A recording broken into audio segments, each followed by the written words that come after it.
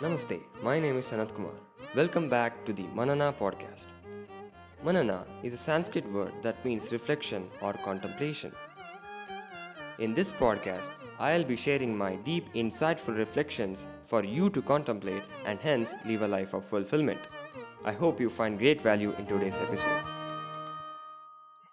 I wrote this blog on 24th May 2022 since I noticed many people around me seem interested in Advaitha, as I've come to know about through their reactions to my WhatsApp stories and their tendency to ask questions to me about Advaita, thought of writing this blog, this series of blogs on understanding Advaita.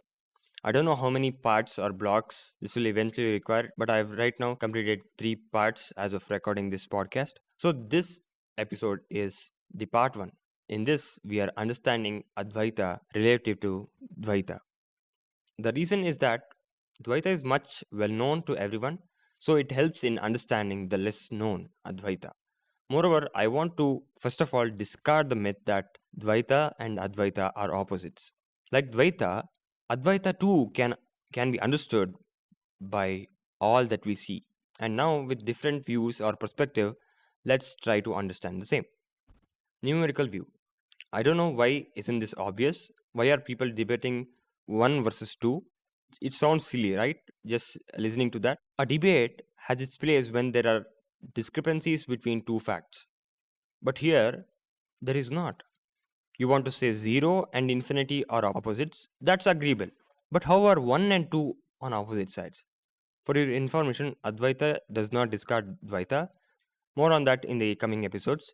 The question is, can there be multiple without one? Yin-yang view. Who doesn't know the yin-yang model? Who hasn't seen the yin-yang model symbol? Everyone has seen that symbol and knows the philosophy behind it.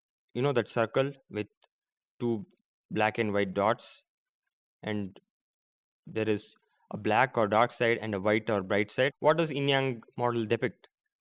There is dark side and a bright side, or you can say black and white, and it clearly depicts they are inseparable with dots of the other side on each side. Again, at the surface level, you might say there are 2 things, but if you see clearly, both of those aspects still are in the form of one circle. I repeat, they both emerge from the one circle. So, thinking of black and white in the yin yang circle leads me to my next approach, that is light and dark approach. White is essentially all colored lights, black is void of light. We know that darkness does not have an independent existence. So that leaves us with one thing, light.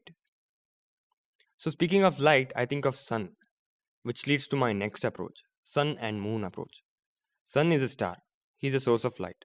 Moon does not have his own light, right? So there are 2 different celestial bodies, but one source of light, right? Okay, in this example, you may say that yes, that's what dualism says, the God with form is the only source of light, but go wider again. You may say that light exists in other regions of galaxies and even outside of galaxies, right? That means light is in many other stars other than the sun, right? So light is not limited to our sun only. Light is in all. Okay, leave that. How about this analogy? It said that sun and moon are 2 eyes of Lord Vishnu. At the upfront, there are 2 eyes. But where do those 2 eyes belong? To one body. Those are 2 eyes on one Vishnu's face, right? Next approach is fire and water. It's a common example of opposite we shouted at teachers at school when we were kids, right? Fire and water are opposites in terms of how they react to each other or how you feel exposed to them. But are they truly opposites? No. From one perspective, they are just 2 elements of Panchabhutas. In other perspective, fire and water are essentially dependent on one, that is gas. Fire cannot exist without oxygen, can it? Water cannot exist independently without gases, right? Hydrogen and oxygen combine to give H2O, that is water. And going even further, even wider, what are hydrogen and oxygen elements? Musical approach. If you haven't yet, go and listen to my composition Flip, which is a composition made of 2 ragas, Mohana and Hamsadvani, flipping every bar. So there are swift changes in 2 ragas and hence 2 distinct expressions and emotions. So it looks as though the music is clearly depicting 2 things. However, If you view it from a wider perspective, you notice there may be another one raga that is of this type, Mohana and Hamsadvani combined. If not, you will be able to notice that both are major scales. Or if not that, you will be able to at least see that both ragas are essentially from the same entity called music, isn't it? Ragas are essentially the boundaries that we've put in order to perceive, understand, and play music. Even if you say there exist two separate entities called Shruti and Laya in music, I urge you to ask yourself, are those two entities really separate from each other? Each pitch, that is Shruti, has Laya, doesn't it? Pitch is nothing but the frequency, and frequency is a number of oscillations per unit of time. And what about the existence of Laya without Shruti? They are inseparable. And anyway, they are entities of one dimension. Next, the camera approach. The best way to understand and explain what is Advaita relative to Dwaitha is this. As we saw in the previous examples, we see dualism everywhere in our universe. But when we pause to see clearly, we see that non dualism is in all of those examples used to depict or understand dualism. So, when we pause to see clearly, what we are essentially doing is viewing from a wider perspective. Now, let's imagine a camera. Let's say the camera is set to 55 millimeter or 85. Whatever you're seeing through the eyepiece of that camera right now is a specific area and maybe is real and beautiful. And now, let's say you turn the lens to a 10 millimeter focal length. Okay, you did.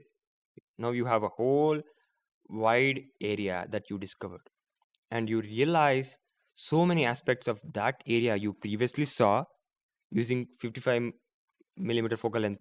We just told that, right? The same lens, but we just switched to a wider focal length. You will realize that the area you saw, the truth and the beauty, belong to a much bigger entity, absolute truth, which may be even more beautiful or not. Beautiful is not the case of topic of debate here. Realities. So my question to you is, how can you talk anything about the wider perspective when all you're seeing is through that 55 millimeter lens, right? Think, when the whole world is designed this way, depicting dualism upfront and leading to one source when you go deep, or in other words, when you look at it from a wider perspective, wiser perspective. So don't you think, when the whole world is designed this way, don't you think that even we are designed that way? At the front, that is surface level, we may see just Jiva, any being, and Paramatma, God, are two separate entities. And that's the end of story. But is it truly that way? All I can do is provide the questions and reflections to ponder. You are free to think and understand in your own way. I hope you received excellent value in today's episode. To know more, head over to sanatkumarnahibi.com, and if you haven't already, check out my book, The Flower of Fulfillment. Thank you for listening, and I wish you have a great day.